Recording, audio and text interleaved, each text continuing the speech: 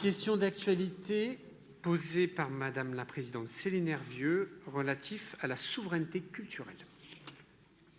Oui, merci Monsieur le maire. Mes chers collègues, depuis plusieurs semaines, les alertes se multiplient dans le monde culturel et médiatique. Les déclarations récentes du directeur général du groupe Canal+, laissant entendre que des artistes engagés dans le débat public pourraient être demain écartés de collaboration ou de financement, ont légitimement provoqué une émotion considérable dans le monde du cinéma.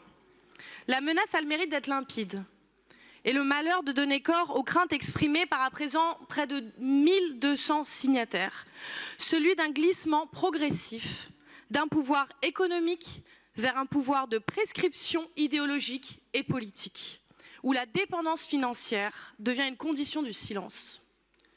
Dans le même temps, la crise inédite traversée par les éditions Grasset a mis en lumière les tensions croissantes qui traversent le secteur de l'édition dans un contexte de concentration accélérée des grands groupes culturels et médiatiques. Là aussi, de nombreux auteurs, éditeurs, professionnels alertent sur les conséquences de ces logiques. C'est la standardisation des catalogues, c'est l'affaiblissement des voix indépendantes et c'est la fragilisation du pluralisme éditorial.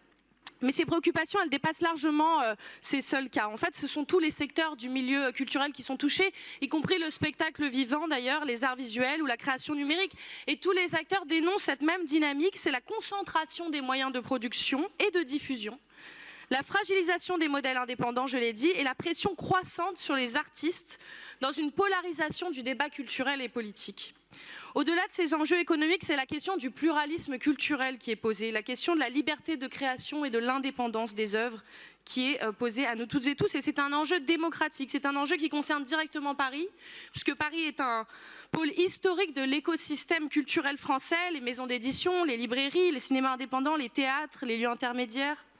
Et donc, face à cet enjeu, Monsieur le maire, qui est un enjeu, donc je l'ai dit, démocratique, et je sais l'engagement de votre adjoint sur ce sujet, comment la ville entend-elle prendre pleinement sa part dans la défense urgente de la souveraineté culturelle, des médias libres et de l'indépendance de la création?